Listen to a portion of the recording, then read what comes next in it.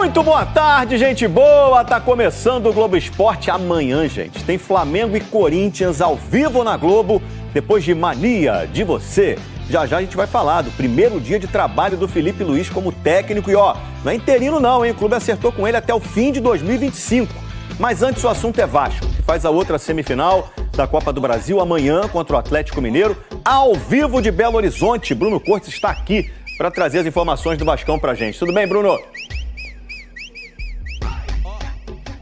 Fala, Escobar, boa tarde a todos. Falamos ao vivo aqui da Arena do Galo, que amanhã vai estar lotada, mais de 40 mil atleticanos empurrando o time da casa. E claro, a torcida do Vasco faz a parte dela. Esgotou em poucos minutos os 2.000 ingressos destinados aos visitantes. É uma torcida vascaína que anda muito animada com a fase do Vasco, mas que recebeu uma péssima notícia ontem. Atacante titular do time, o David, está fora do jogo, está fora da temporada, rompeu o ligamento cruzado do joelho esquerdo no jogo do fim de semana pelo Brasileirão contra o Cruzeiro e por isso não joga. O técnico Rafael Paiva tem algumas opções para substituir o David. Tem o Jean David ou o Ryan, dois atacantes acostumados a jogarem mais abertos pela esquerda, como joga o David, ou também fazer uma dobra de laterais, que ele já fez isso na temporada. Por exemplo, na lateral esquerda, ele pode, dois laterais esquerdos que ele tem, né? Pode botar Vitor Luiz mais recuado, o Piton mais adiantado. Se optar por laterais direitos, tem Pumita Rodrigues e Leandrinho, um mais na frente, um mais atrás. Enfim, algumas possibilidades para o Rafael Paiva, Escobar. Valeu, Bruno. Vasco focado no jogo de amanhã, mas está preocupado com o jogo da volta também, né? Preocupadíssimo, eu diria, né, para esse jogo de volta contra o Atlético Mineiro em São Januário, no Rio de Janeiro. Por isso o Vasco entrou com uma ação no Superior Tribunal de Justiça Desportiva contra as mudanças nas datas dos jogos de volta das semifinais da Copa do Brasil. Tem Vasco e Atlético Mineiro, tem Flamengo e Corinthians. Qual é a reclamação do Vasco? Os jogos estavam marcados para 16 e 17 de outubro, lembrando que um pouco antes tem data FIFA, por exemplo, no dia 15 tem Seleção Brasileira contra a Seleção Peruana. Flamengo e Atlético Mineiro têm jogadores convocados que podem jogar, e aí com as trocas das datas para 19 e 20, o jogo do Vasco seria no dia 19, vai ser no dia 19 em São Januário, esses jogadores estariam mais descansados, recuperados, e aí o Vasco entende que Flamengo e Atlético Mineiro estão sendo beneficiados com essas trocas. Inclusive o Vasco, se precisar, cogita entrar na Justiça Comum. Bom, o Vasco treina hoje aqui na capital mineira, no centro de treinamento do Cruzeiro. O time está aqui desde sábado, porque teve jogo no domingo pelo Brasileirão. Para evitar grandes deslocamentos, ficou por aqui, foco no jogo de amanhã. A gente tem agora uma reportagem super especial para contar sobre um cara super importante também desse time do Vasco, o Hugo Moura. Quem conta pra gente é Fábio Jupa. A bola vai voltar pro Hugo Moura. Recuo errado do Hugo Moura, ele vem para matar a jogada. Vem cartão e se vem é pra vermelho. Está expulso o volante ex-Atlético Paranaense, Hugo Moura.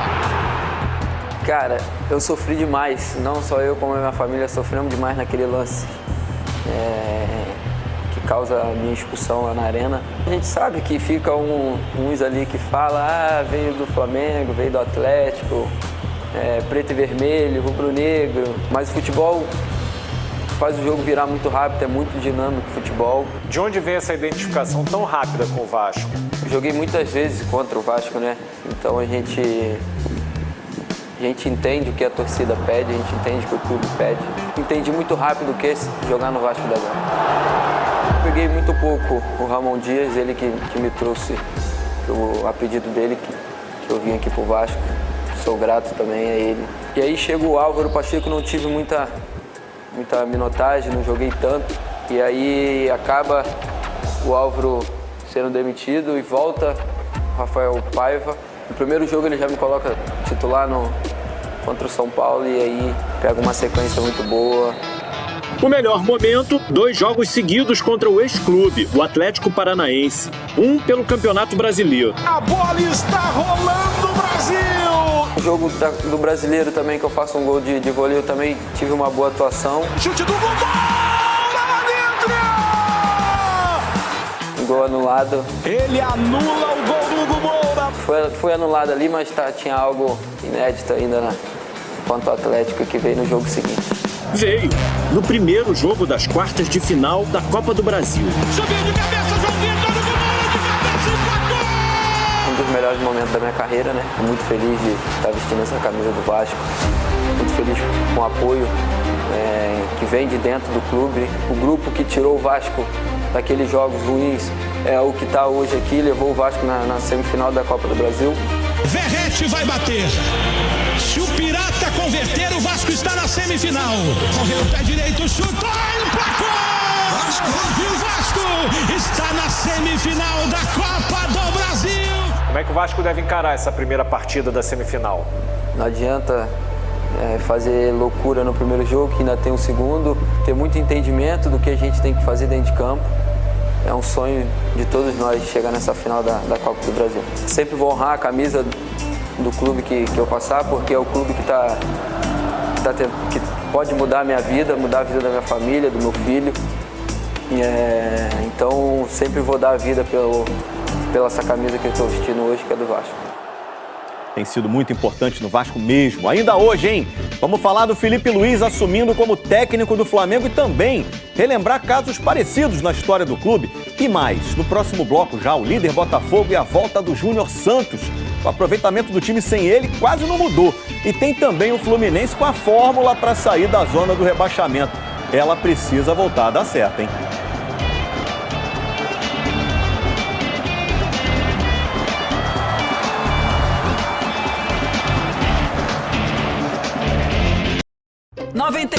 Gente boa, amanhã tem semifinal da Copa do Mundo de Futsal. Próximo domingo, Futebol na Globo vai ser sábado, gente. Presta atenção. Sábado, 4h30 da tarde. O líder Botafogo, que viu a vantagem para o Palmeiras diminuir para um pontinho só, vai pegar o Atlético Paranaense em Curitiba. Botafogo, que vai ter o artilheiro Júnior Santos à disposição de novo.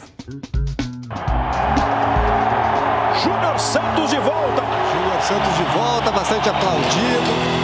No último sábado, Júnior Santos voltou ao time depois de mais de 2 meses sem jogar, recuperado de uma fratura na perna esquerda. Estou muito feliz em estar de volta aí, beleza?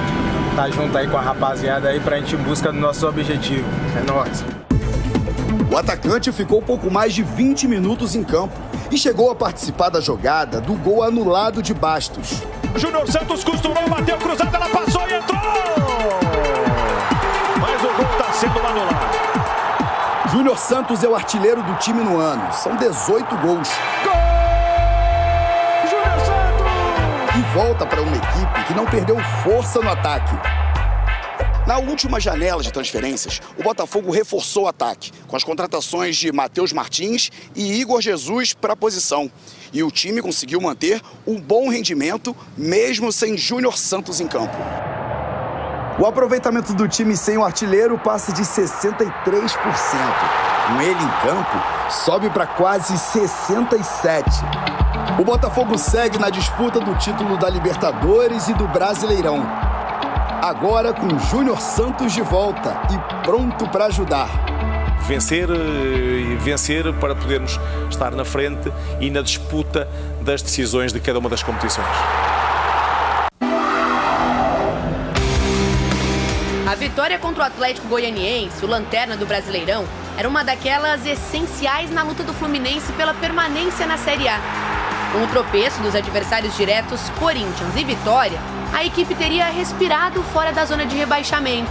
Mas o time não jogou bem e perdeu. Foi a terceira derrota seguida, todas com gols no final da partida. A gente trabalha para ganhar, a gente busca ganhar, mas tem um determinado momento do jogo que a maturidade exige que você não cometa erros graves para não tomar um gol no final.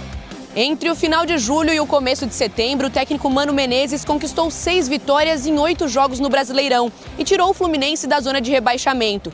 O treinador parecia ter achado um caminho, mas as últimas 3 derrotas frearam a recuperação do time na tabela. Juntas, a precisão defensiva de Thiago Silva, a velocidade de Kevin Serna e a juventude de Cauã Elias lá na frente foram fundamentais para os bons resultados do Fluminense. Mas nas últimas 2 partidas pelo Brasileiro, eles não estiveram juntos em campo. O zagueiro foi desfalque por problemas no calcanhar e os atacantes começaram no banco de reservas contra o Atlético Goianiense por opção.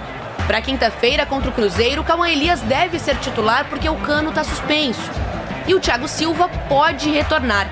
Outra dúvida é se a torcida vai continuar comparecendo ao Maracanã para levantar o moral do time. Até agora, apenas 14 mil ingressos foram vendidos.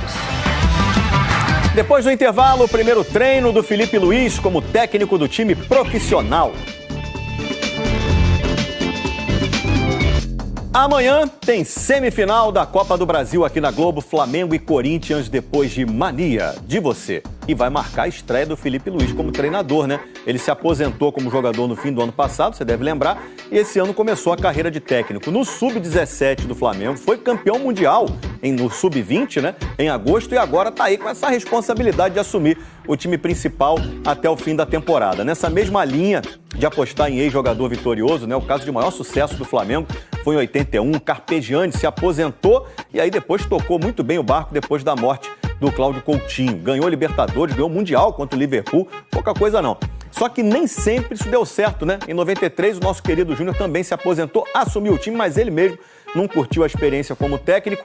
Esses outros três aí, a torcida lembra bem, Carlinhos, Andrade e Jaime de Almeida, todos ex-jogadores, mas com a diferença que tinham se aposentado muito tempo antes, né? 3 campeões pelo Flamengo na base do Assume Aí. Será que essa história se repete? Vou conversar agora, direto do Ninho do Urubu, Camila Barbieri fala comigo para contar pra gente como é que tá sendo esse início de trabalho aí do Felipe Luiz. Tudo bem, Camila? Oi, Escobar, boa tarde para você, para todo mundo que acompanha a gente no Globo Esporte. O segundo dia de trabalho do... Aqui até pouco tempo era colega, né, desse elenco dos jogadores que estão aqui, agora já é o técnico do time profissional do Flamengo. Ontem ele chegou aqui, comandou o primeiro treino à tarde, teve muito de uma conversa, de um primeiro contato com esses jogadores, também assistiram vídeos de jogos recentes do Flamengo para entender o que precisa mudar, o que precisa implementar de novo. E hoje o Felipe Luiz chegou aqui por volta das 9 horas da manhã, às 3 horas da tarde chega então o elenco para começar o treino por volta das 3h30, e a apresentação do Felipe Luiz, que estava marcada para 1h30 da tarde, atrasou um pouco. Só agora a imprensa pôde entrar aqui no CT Ninho do Urubu para então começar a se preparar para ouvi-lo. Então a gente imagina que daqui a uns 20 minutos mais ou menos, 15 minutos, ele deve começar a falar já como treinador então do Flamengo, viu, Escobar? Ô Camila, a torcida do Flamengo pegava no pé do Tite porque achava o time defensivo. Felipe Luiz vai botar esse time pra frente, Camila? Então, Escobar, para falar sobre isso, antes eu quero antecipar uma questão, viu? Há muita dúvida em relação ao termo interino, né? Se o Felipe Luiz vai assumir como interino ou não. Quando o Flamengo divulga a nota falando que o Tite foi demitido, usa o termo interino. Mas na sequência, para dizer da apresentação dele aqui, usa a palavra técnico, sem o interino. Isso porque a ideia do Flamengo é, sim, trabalhar com uma efetivação para ele em 2025. E a gente lembra que essa mudança toda de comissão técnica acontece em uma... a eleição do Flamengo está chegando agora em dezembro, então tem todo esse contexto aí que envolve também essa demissão e essa escolha pelo Felipe Luiz. Agora, sobre esse aspecto ofensivo, o Felipe Luiz deixou claro que gosta sim de pensar em um jogo propositivo, em ocupar espaços, um jogo bem vertical. Inclusive ele falou para a TV do Flamengo ontem sobre isso, a gente vai ouvir uma palavrinha do Felipe Luiz falando sobre como ele pensa esse jogo ofensivo. Conheço bem esse elenco, eu joguei praticamente com todos eles e meu objetivo é conseguir colocar em prática o mais rápido possível o meu modelo de jogo. Às vezes eu peco por não ter medo, né? Mas por atacar demais, mas com certeza esse time já está bem treinado, já tem uma estabilidade, uma organização defensiva muito boa. Espero ver muitos gols e muitas chances de gols. Felipe Luiz é um cara que teve uma carreira como jogador super respeitada, um ganhador, um vitorioso, inteligente, sempre ligado também nas coisas fora do campo, né? Acho uma escolha super acertada, conhece o elenco do Flamengo como ninguém. Então, realmente, que dê tudo certo para o Felipe Luiz nessa nova trajetória. Ele vinha dizendo que não queria, né? Ser técnico do profissional agora, queria se preparar mais, mas, meu amigo, a oportunidade chegou agora. Pega esse negócio, então. Boa sorte para você, Felipe Luiz. E amanhã, gente, Globo Esporte especial, ao vivo do Maracanã, para falar muito dessa semifinal da Copa do Brasil, Flamengo e Corinthians. Maestro Júnior vai estar comigo lá. Grande elenco de reportagem. A gente se vê amanhã, então. Boa tarde. Tchau.